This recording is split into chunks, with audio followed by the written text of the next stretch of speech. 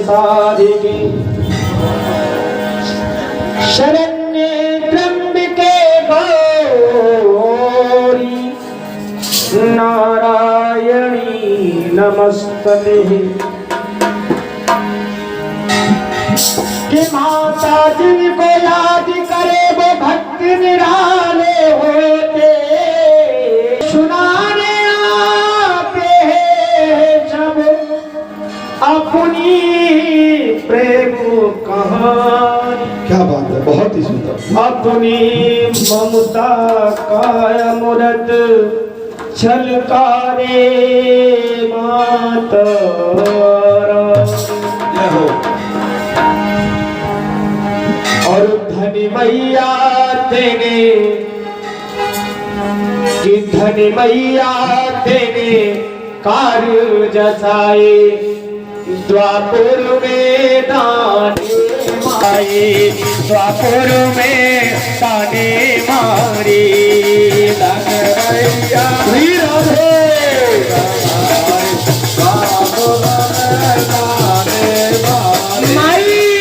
तेरे मार्ग मैया पार बहुत है, ऊंचे नीचे मतवारे। मार्ग मैया पार बहुत है, ऊंचे नीचे मतवारे। तेरे मार्ग मैया पार बहुत ऊंचे नीचे मतवारे। खोये ने सिंगुतार ऋष बांदरा हे न्यारी। भगत तेरी आरती मैया तो प्रिया करे, भगत तेरी आरती मैया तो प्रिया। हमन बनो है मैया तेरो द्वार, मयूरों से अलग बनो मैया तेरो द्वार। तेरे जग दम्बे हो रही दे मैया के भक्त में।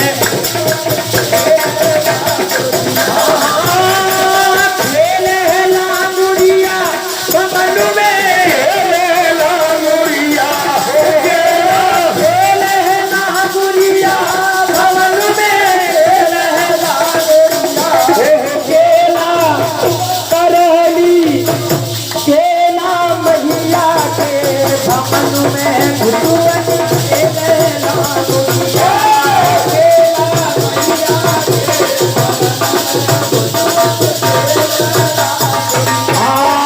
मैया तेरी गैल में एक लंबा पेड़ खजूर, मैया तेरी गैल में एक लंबा पेड़ खजूर। मैया तेरी ही गैल में एक लंबा पेड़ खजूर।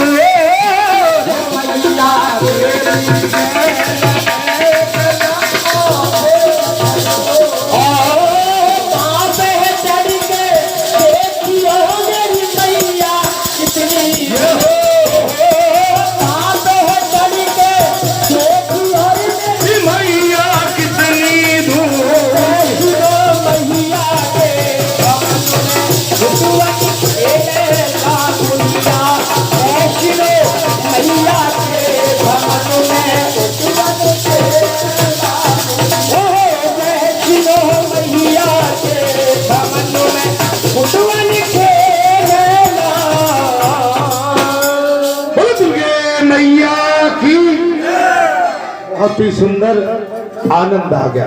जय हो भवानी। शांति, ओम शांति शांति, ओम शांति शांति, ओम शांति। कई माताएं इस समय बिल्कुल भरी हुई है माता के उसमें भाव में। यही आनंद है। धन्य है मेरी माताएं, ये जगत जननी यही है। और आप जैसे भक्त माताओं को इतना प्रेरित कर देते हैं कि उनका शरीर भक्ति में और शक्ति में हो जाता। आनंद आ गया। बहुत ही सुंदर भाव है। और ये महापर्व और रामचंद्र जी की कथा और दुर्गा मैया का भजन, आनंद सोने में सुहागा। महाराज आज की अनुभूति आप क्या कर सकते हैं, आप देख सकते हैं। ये मैंने लीला को देखिए भगवान, ये विचित्र लीला है मेरे को। हाँ, यही सवेरे की जो आपकी साधना बाबा की है और उसी से ये सब कुछ हो रहा है। आप समझ लीजिए, बहुत आगे जाओगे आप। बस दर्शन करो, परिक्रमा करो और आशीर्वाद लो, इसी में कल्याण है। यहाँ की रज को कड़ को भी उठा के तुम अपने माथे पे रख लोगे, आपका कल्याण ही कल्याण। ये महातीर्थ है, ये धर्मपरायण तीर्थ है जो कथा इस समय चल रही है। हाँ, ये साक्षात वही तीर्थ है।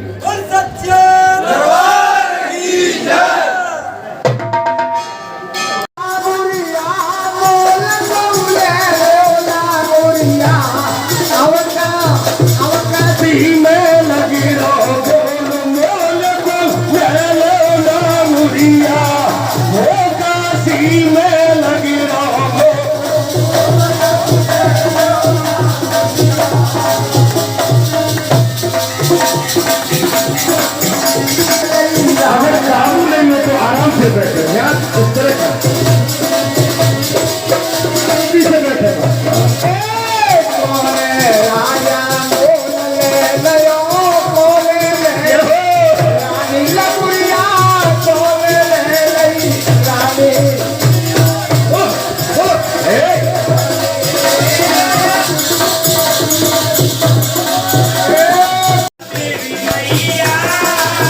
जय श्री राधे।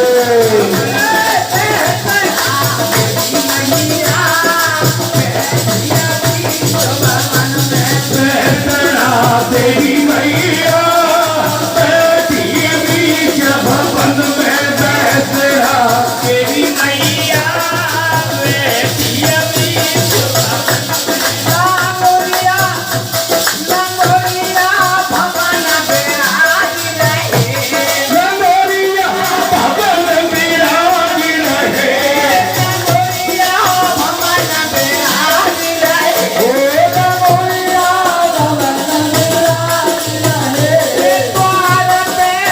महापर्व नवरात्रि का और मंगलवार का मंगल दिन, और ये मंगलकारी है। इस महापर्व में, इस सरोवर में, इस महासागर में, इस संगम में जो डुबकी सच्चे मन से लगाएगा उसके लिए ये कल्याणकारी और मंगलकारी एवं अतिहितकारी होगा। आप सभी को मैं नमन करता हूँ, साष्टांग दंडवत करता हूँ, प्रणाम करता हूँ। आप दूर दराज से मेरे पधारे मेरे प्रिय भक्तजन, माता बहन बेटी और संत पुरुष, महापुरुष, आदि पुरुष, सभी को मैं नमन करते हुए भगवान श्री रघुनाथ की गाथा को आपके सामने गा रहा हूँ। इस समय आपके समक्ष गुरुवर वशिष्ठ एवं भगवान श्री रघुनाथ का संवाद और आगे का मार्ग प्रदर्शन चल रहा है। मैंने कथा भी बीच में थोड़ी विराम दिया था। आप भक्तों को, आप संतों को मैं हमेशा कहीं न कहीं मौका देकर आपको अपनी बात सामने रखवाता हूँ, जिससे कि आपका मनोबल और आप जो भाव लेके आते हैं भगवान के प्रति, अपना भाव भगवान के चरणों में समर्पित कर सके। बोलो सच्चिदानंद। बात चल रही थी महाराज, गुरुवर वशिष्ठ एवं भगवान श्री रामचंद्र जी अपने परिजनों के साथ उस तीर्थ यात्रा के लिए प्रस्थान किया है। जब तीर्थ यात्रा के लिए भगवान राम ने वशिष्ठ गुरु के साथ प्रस्थान किया था, गुरुवर वशिष्ठ को आगे करके अपनी सेना को, अपने परिजनों को पीछे रखा है और पूर्व उत्तर दिशा को चलने के पश्चात फिर भगवान पूर्व दिशा को मुड़ गए।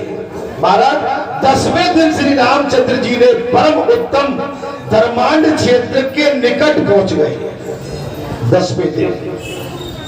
10वें दिन भगवान, थोड़ी कथा में आज देर भी होगी, विचलित मत होना, क्योंकि मैं प्रसंग को छोड़ना नहीं चाहता हूं। आज ये नवमी का महापर्व है, भगवान राम की कथा चल रही है। हाँ, अगले मंगलवार को ये कथा भी आपको और मिलेगी। मैंने अभी थोड़ा सा इस पर कुछ अपना ध्यान आकृष्ट किया था कथा की, ठीक है। आप बड़े भाग्यशाली हो कि जिन रघुनाथ ने बुराई के विनाश करने के लिए ये 9 दिन का व्रत धारण किया था, वो कथा आज आपको सुनने मिल रही है। योग संयोग की बात। 10वें दिन भगवान श्री राम परम उत्तम धर्मांड क्षेत्र के निकट पहुंच गए।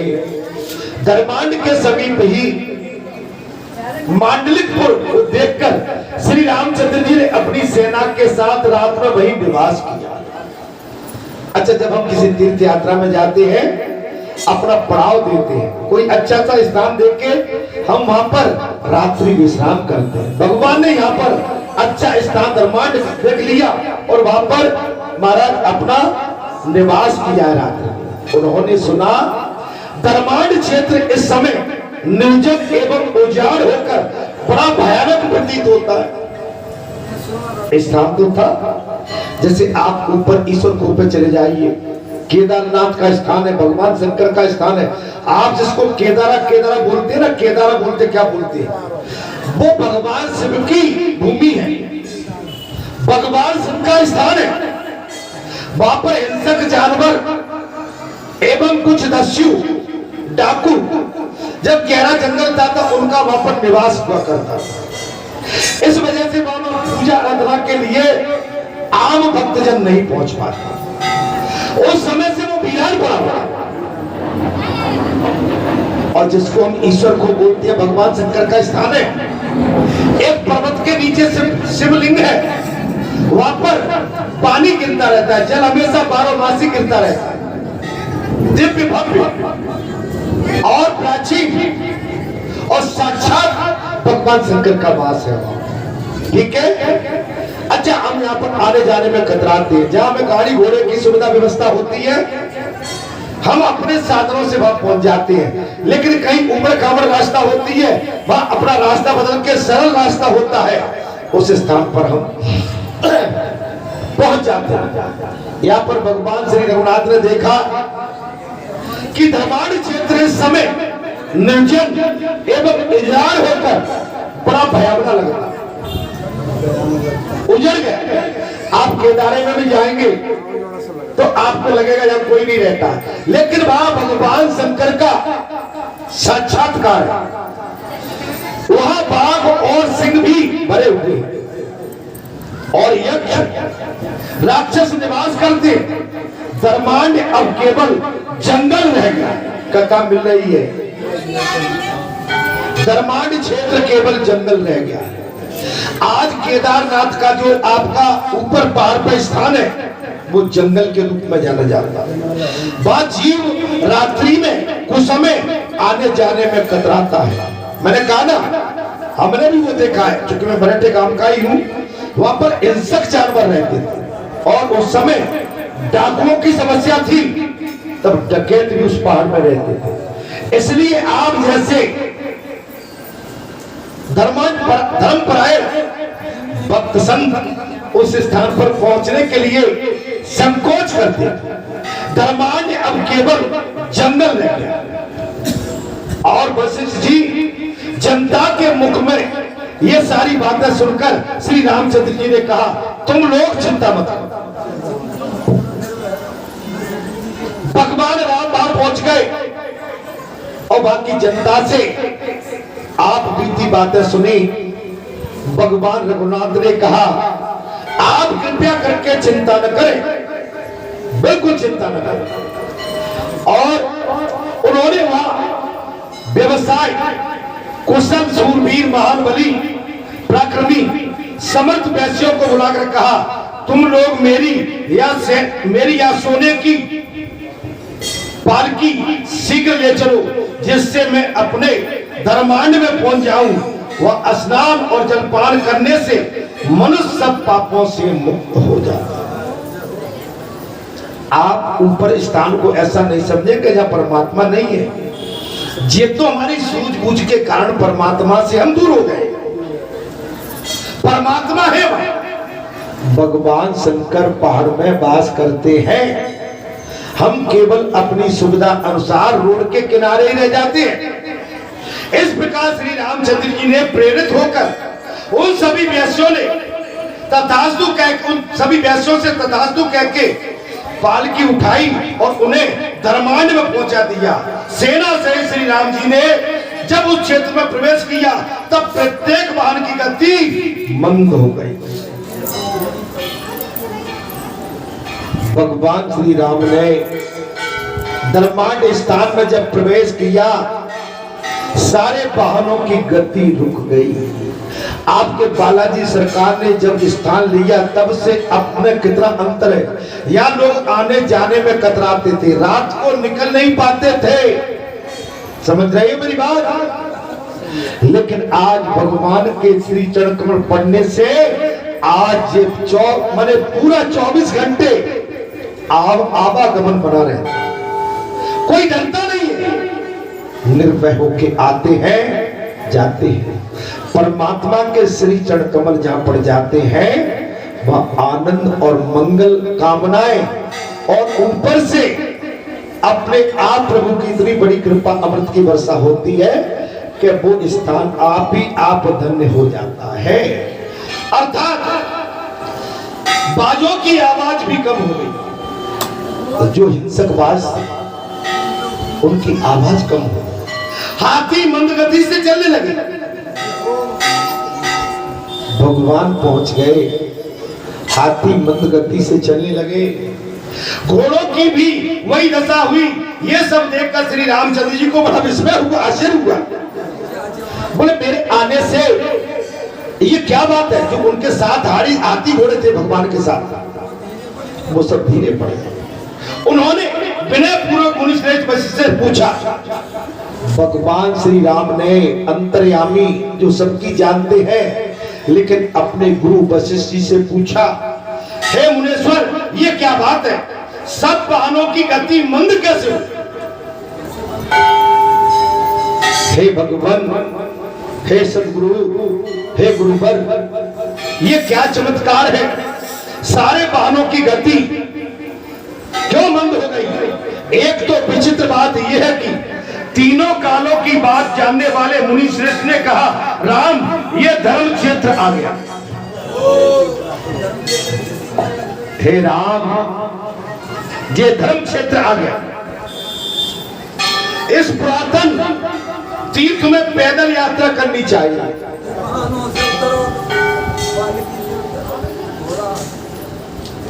ये धर्म क्षेत्र आ गया, या पैदल चलना पड़ेगा।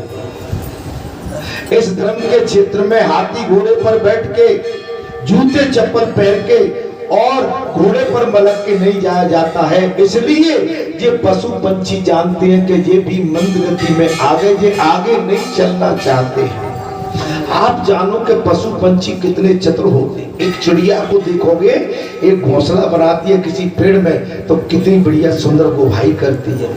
आपने देखा हो, घास से बना देती है, अपनी चेस से अपने संतान के लिए, अपने परिवार के लिए वो वृक्ष पर घोंसला बनाती है, सुंदर वायु के लिए एक छिद्र बना देती है और दाना चुन के डेली लाती है, अपने जीव को डेली खिलाती है। आप समझ सकते हो। तो हम क्या उतने भी नहीं समझदार। जब एक पशु पंछी अपने गर्भ से पैदा किए हुए जीव के लिए एक विचित्र घोंसला बनाती है, चिड़िया जैसा घोंसला तुम बना सकते हो क्या कोई। नदी नाले तालाब के किनारे उमर लबेरा पीपल नीम कोई भी पेड़ हो, और वो बनाती भी कहाँ, विचित्र जगह पे जहाँ नदी की धारा हो, जहाँ पेड़ हो, वहां पर कोई हिंसक जानवर न आता हो न जाता हो, न पशु पंछी पहुंच पाता हो, न मनुष्य उस पर चढ़ के छेड़ता हो, कुआं बना देता। आप समझ सकते हो। तो हम पशु पंछी जीव से तो भाई मनुष्य हैं। सब मम प्रिय मम सब उपजाए और सबसे अधिक मनुज मोहि पाए। भगवान श्री रघुनाथ ने यही बात कही थी। यो तो मैंने 84 लाख योनियों को जीवन दान दिया है, लेकिन सबसे प्रिय योनि मुझे मनुष्य लगती है, क्योंकि मनुष्य की योनि से मुक्ति का मार्ग, साधना का मार्ग, भक्ति का मार्ग, सेवा का मार्ग, कर्म करने का मार्ग, सब कुछ करने का मार्ग केवल मनुष्य योनि में होता है। ऐसा करने से पीछे सेना को सुख मिलेगा। तब वशिष्ठ जी ने, श्री रामचंद्र जी सेना के साथ पैदल चलने लगे। भगवान के पैर बड़े कोमल हैं, माने फूल लगने से भी कुमलाते हैं, ऐसे पैर कोमल हैं। आप समझ सकते हैं, वो प्रभु अपने गुरु वशिष्ठ के आदेश ज्ञान के उपरांत हाथी घोड़े से उतर के, पालकी से उतर के नीचे पैदल यात्रा करने लगे हैं। जाते जाते वे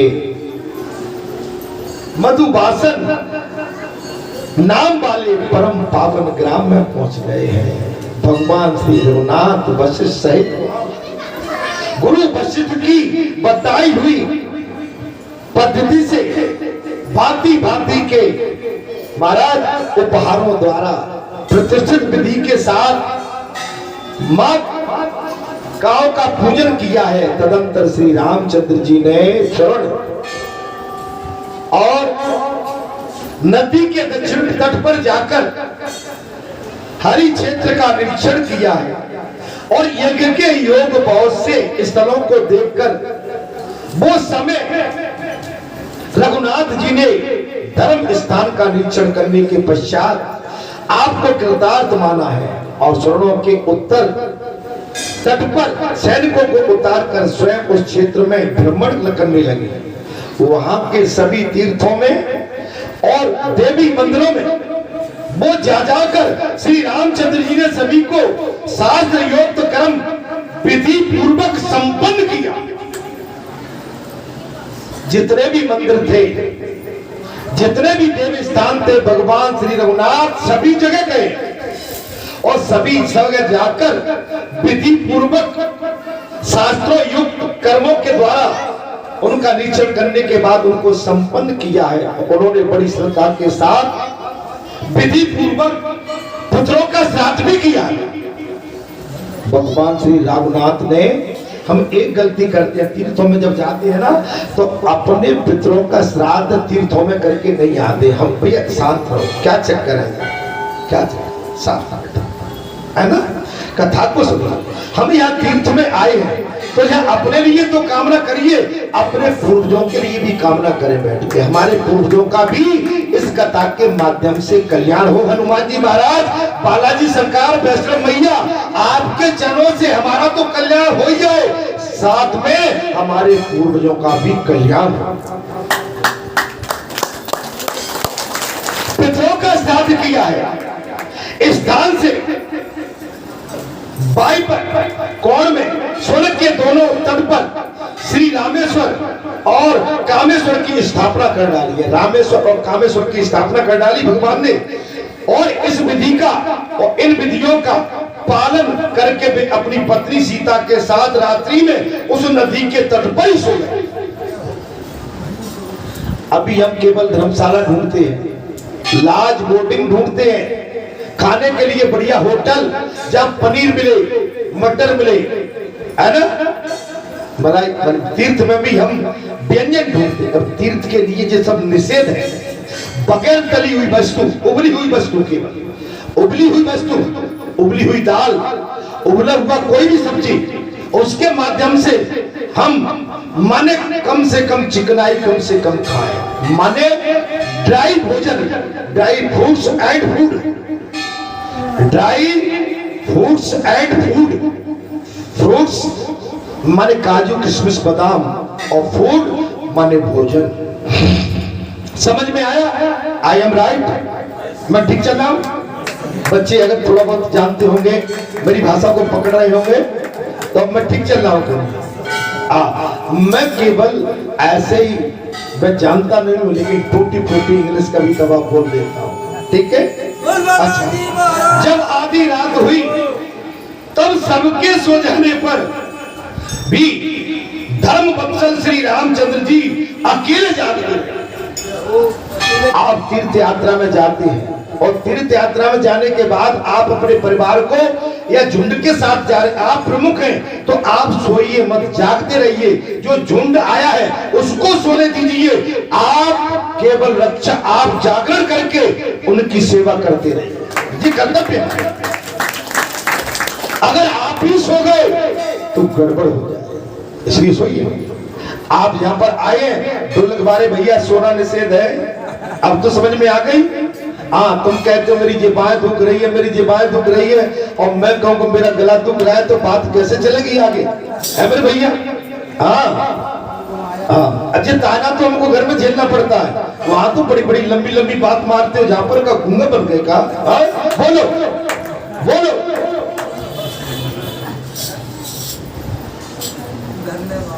घर में गूंगा बन जाओ। हाँ,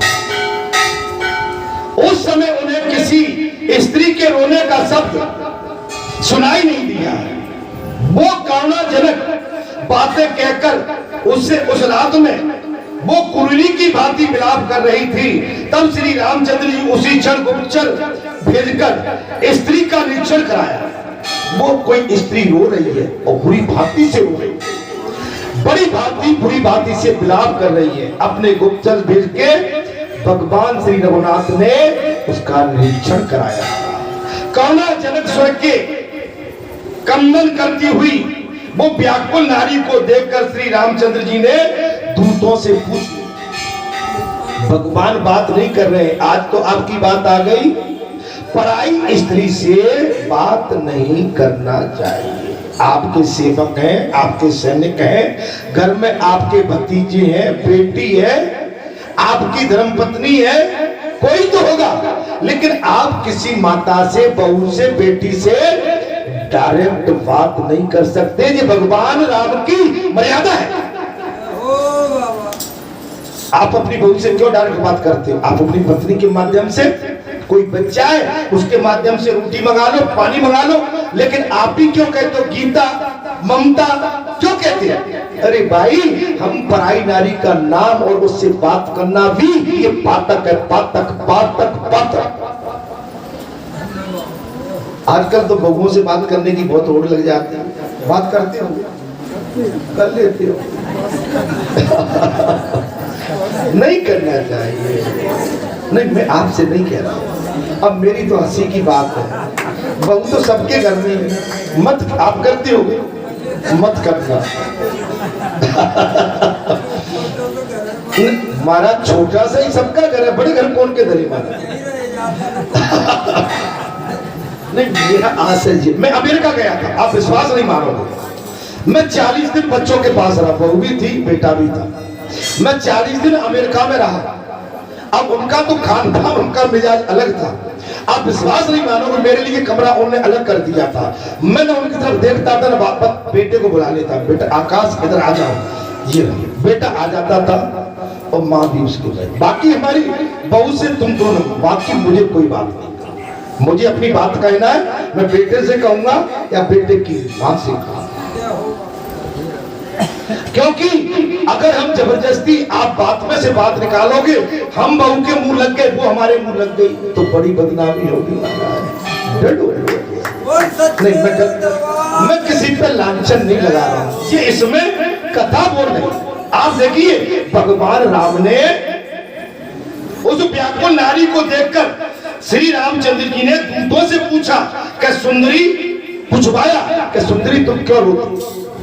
देवी को ये दानव की, तुमको किसने तुम्हें भय पहुंचाया और किसने तुम्हारा धन लूटा है, जिससे व्याकुल होकर बार बार तुम कठोर शब्दों का उच्चारण करती? भाई, परेशानी क्या है, क्या कारण है, आपको क्या परेशानी है जो आप इस तरह का व्याकुल पने से रुद्र कर रही हो, रो रही हो? सच सच बताओ राजा श्री राम, तुम्हारा समाचार पूछती है। तुम इस स्थान पर इस तरह से क्यों विलाप करती हो? दूतों ने कहा, देवी तुम सच सच बताओ, राजा राम तुम्हारा समाचार पूछना चाहते हैं। उस स्त्री ने उत्तर दिया, दूतो अपने स्वामी को ही मेरे पास क्यों नहीं भेज देते? हे दूतो अपने स्वामी को ही मेरे पास क्यों नहीं भेज देते, जिससे मैं अपनी मानसिक दुखों को उनसे कहूं और शांति पाऊं। भाई आप क्यों आए हो? आप अपने स्वामी को मेरे पास भेज दो, मैं अपनी पीड़ा उन्हीं को बताऊंगा। बहुत अच्छा कहकर दूत लौट गए और उन्होंने श्री रामचंद्र जी के पास जाकर सारी बातें कह सुनाई। अर्थात दूत बोले, भगवान वो स्त्री ने कहा कि रामचंद्र जी ही मेरे दुख का निवारण कर सकते हैं, आप नहीं। और जब तुम्हारा कल्याण हो और उन्हीं को भेज दो। ये सुनकर श्री रामचंद्र जी तुरंत वहां गए और दुख से संतृप्त हुई उस अबला को देखकर वे स्वयं भी दुखी हो गई। देखा है, देखने के पश्चात उसको देखा, वो दुखी में थी और वो भी दुखी हो गई है। उस समय उन्होंने दोनों हाथ जोड़कर, हे सुबह तुम कौन हो, किसकी पत्नी हो, किसने तुम्हें दुखी करके इस निर्जन वन में निकाल दिया है और किसने तुम्हारा धन लूटा है, ये सब बातें मेरे सामने कहो। उनके इस प्रकार पूछने पर उस स्त्री ने मधुर वाणी में प्रेम पूर्वक श्री रामचंद्र जी का चिंतन किया, पूजा की, साष्टांग दंडवत किया, भगवान के चरणों में प्रणाम किया और कहा, हे परमात्मन ईश्वर, हे प्रभु। उसको कैसे मालूम है कि भगवान भगवान है? आप देखिए लीला देखिए। बोल, हे परमात्मन, आप सनातन परमेश्वर एवं सबका दुख करने वाले और जिसके लिए आपका अवतार हुआ है, वो कार्य आपने पूरा कर लिया। रावण, कुंभकर्ण, मेघनाथ, खरदूषण, त्रिशरा, मारीच, अक्षय कुमार आदि असंख्य भयानक राक्षसों का आपने वध करके परास्त किया। हे लोकेश, हे राजा, वो जगत जननी, वो आज शक्ति कह रही है, परमेश्वर मैं आपको उत्तम कीर्ति का वर्णन क्या कर सकती हूँ? मैं आपकी उत्तम कीर्ति का वर्णन क्या कर सकती हूँ? जब साक्षात ब्रह्मा जी आपकी नाभि से प्रकट कमल से उत्पन्न हुए और जैसे ही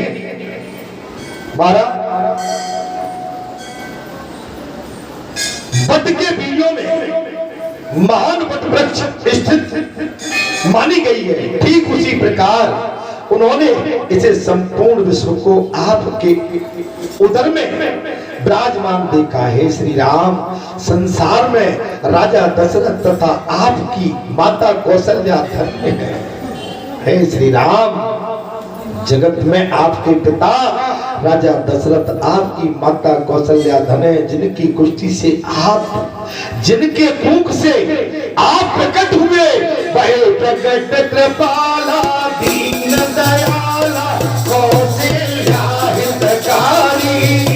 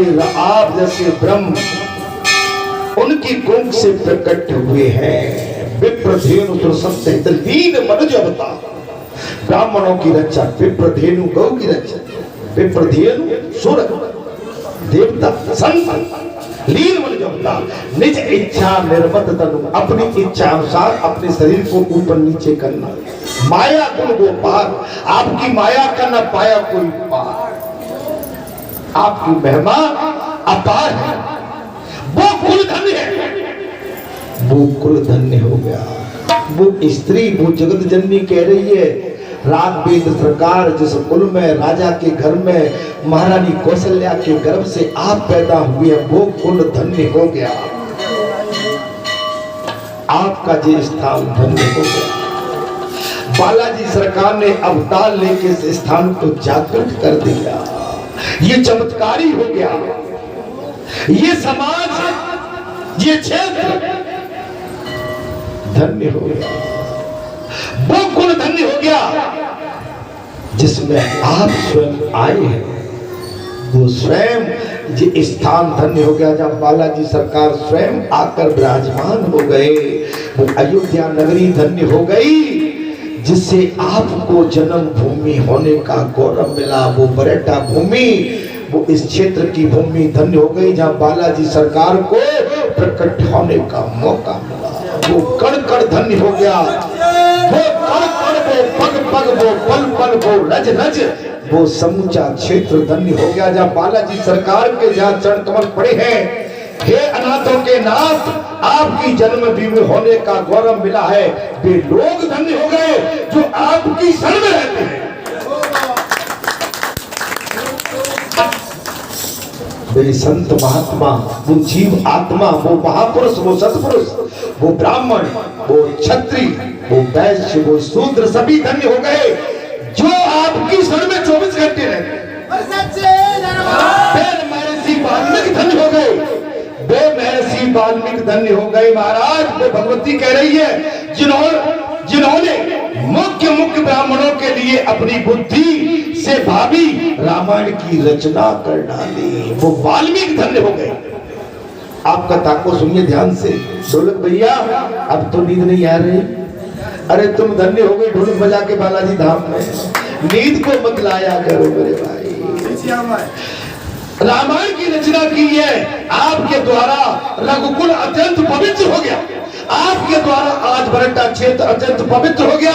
आप समझ सकते हो, जान सकते हो, ये क्षेत्र भी पवित्र हो गया।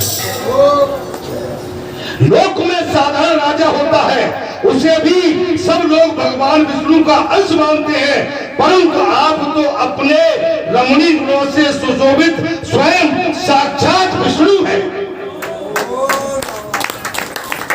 आपके क्षेत्र में जो पंच, उपपंच, सरपंच, विधायक, राजा होता है, उसको आप सब मानते हो, लेकिन आपके क्षेत्र में तो बालाजी इनके ऊपर महाराजा बैठे, आप धन्य हो गए। लोकहित का कोई भी कार्य जिससे करने का विचार करके आपने यहाँ अवतार लिया है, करते समय आपके मार्ग में कभी कोई विघ्न बाधा ना आवे, वो भगवती कह रही है, वो जगत जननी कह रही है। इस प्रकार स्तुति करके उसने श्री रामचंद्र जी से, हे रघुनंदन, आप जैसे स्वामी के रहते हुए जो मैं दीर्घ काल से सुनी यहाँ पड़ी थी, यह आपका ही दोष है। मुझे धर्मांध क्षेत्र की आदि देवता समझिए, मैं धरती माता हूँ, आदि देवी हूँ यहाँ। मैं कोई मामूली वस्तु नहीं हूँ, मैं कोई स्त्री नहीं हूँ, मैं जो कई जन्मों से ये स्थान सुन पड़ा था, मैं आपकी प्रतीक्षा कर रही थी। आदि देवी हूँ मैं। आज 12 वर्ष हो गए मैं यही दुख में डूबी रहती थी कि कोई तो धर्मात्मा आके यहाँ पर अपने चरण कमल रखे, मुझे जागृत करे। मैं धन्य हो गई। हे महामते राम, आज से आप यहाँ निरंतर दूर कीजिए। इस तीर्थ में निवास करने वाले ब्राह्मण लोहासुर से वैसे दिशाओं में भाग गए हैं, उन्हीं के साथ सब वैश्य भी दुखी होकर भिन्न भिन्न स्थानों को चले गए हैं। हे राम, तथापि देवताओं ने यहाँ आक्रमण करके उस महामाई दुर्जय एवं दुर्धर्ष दैत्य को मार डाला, तथापि उसके भाव से अत्यंत संकेत रहने वाले मनुष्य अब तक वहां लौट कर वापस नहीं आए हैं। 12 वर्ष बीत गए, वहां का प्रत्येक घर अनाथ की भांति पड़ा हुआ है। वो प्राण देवी कह रही है 12 वर्ष बीत गए, यहाँ का प्रत्येक घर अनाथ पड़ा है, भांति सूना पड़ा हुआ है। जिस बावली में स्नान और दान के लिए उन्नत मनुष्यों की भीड़ लगी रहती थी, उसी में आज सुअर कूदते हैं। हे श्री राम, जहां ब्राह्मण लोग निरंतर साम वेद का गान करते थे, वहां अब सियारनियों के अत्यंत भयंकर शब्द सुनाई देते हैं। राम, जहां घर घर में अगर होम धूप दृष्टि गोचर होता था, वह अत्यंत भयंकर दानव धूम के साथ दिखाई देते हैं। जिस सभा मंडल में मंत्र जाप करने वाले ब्राह्मण बैठा करते थे, वहां अब गव्य, रीछ और सियार आदि जीव बैठते हैं। वहां जो ऊंची नीची यज्ञ की चौकोर बेदियां बनी रहती थी, वे अब बाबी मिट्टी के ढेर से गिरी दिखाई देती है। माने बाबी माने दीमक चढ़ गए, बाबी बने। हे नृपश्रेष्ठ, हे श्री राम, वो देव भूमि कहने लगी, हे नृपश्रेष्ठ, हे राजाओं के महाराजा, हे श्री राम, अब मेरा निवास स्थान दशा को पहुंच गया है।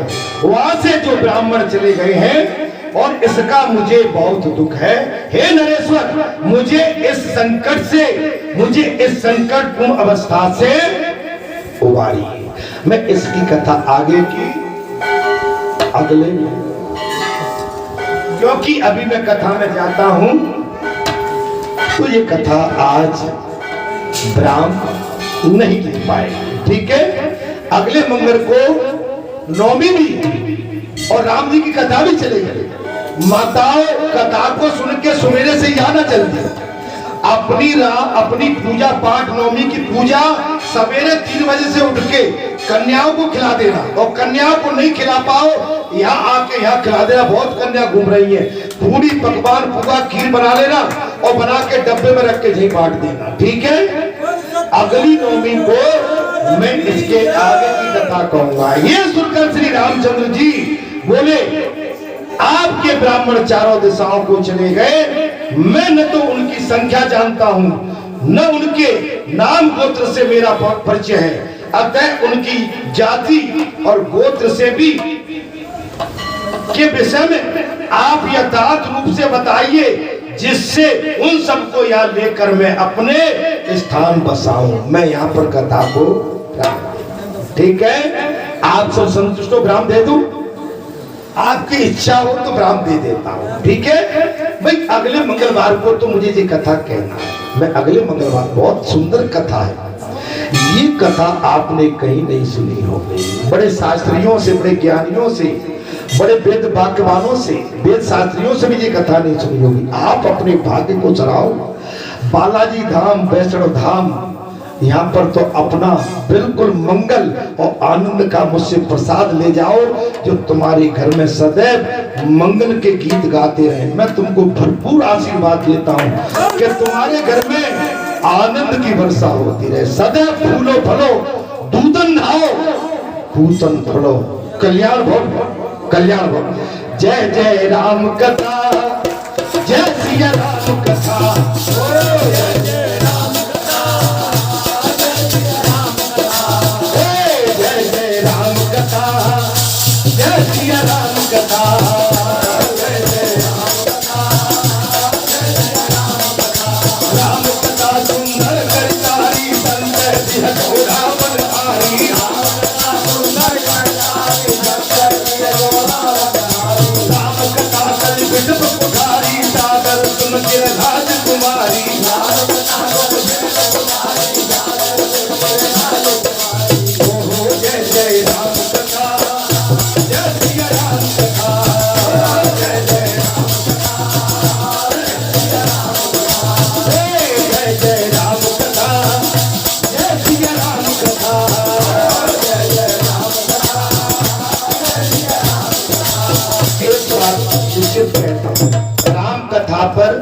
किसी महात्मा पर, लेकिन वो महात्मा सा हो। मैं इतनी तो आपको चेतन करूंगा। आजकल मैं महात्माओं के विषय में कुछ बोलना नहीं चाहता हूं, लेकिन फिर भी जानबूझ के विश्वास बड़ी देर में करना चाहिए, ठीक है? बहुत जल्दी नहीं आना बस। और यहाँ पर क्या किया हमारा, संशय मत करो। अगर कोई सच्चा पक्का भगत है, सन्यासी है और कल्याणकारी है, तो वहां पर शंका बिल्कुल मत करो। लेकिन पाखंडी है तो वहां पर तो विचार करो। मैं दोनों बातें कह रहा हूं। पाखंडियों के चक्कर में कहीं मत आ जाना, नहीं तो गड़बड़ हो जाएगा। इसी के साथ मैं अपनी बात को यहाँ विराम देता हूँ। अगले मंगलवार को जी आपका दास, आपका सेवक इसी कथा को आगे लेके आपके सामने फिर बैठेगा। आज तुम्हें नहीं मौका मिल पाया, अगले मंगलवार को मौका देंगे, थोड़ा जल्दी आ जाना, ठीक है? और शनिवार को सुंदर कांड है यहाँ पर, ठीक है? बाबा की मैया के दरबार सुंदर कांड है। और अगर कुछ युक्ति जम गई तो उस दिन भेंट भी हो जाएगी। सुंदर कांड भी है, भेंट भी है। और नौमी को यहाँ पर कथा रहेगी और दसवीं को माता के आंगन में कन्या भोजन, संत प्रसादी, भक्त प्रसादी। और भाई जो दशहरे की प्रथा और यहाँ की परंपरा थी, वो पूर्ण उन मैया के आंगन में किया जाएगा। आप ध्यान करिए, ठीक है? आपकी नौमी भी निपट जाएगी, दशहरे के दिन छुट्टी रहेगी और दशहरे की पूजा भी आपकी नहीं हो जाएगी, अस्त्र की पूजा हो जाएगी। जय श्री राम, जय हनुमान।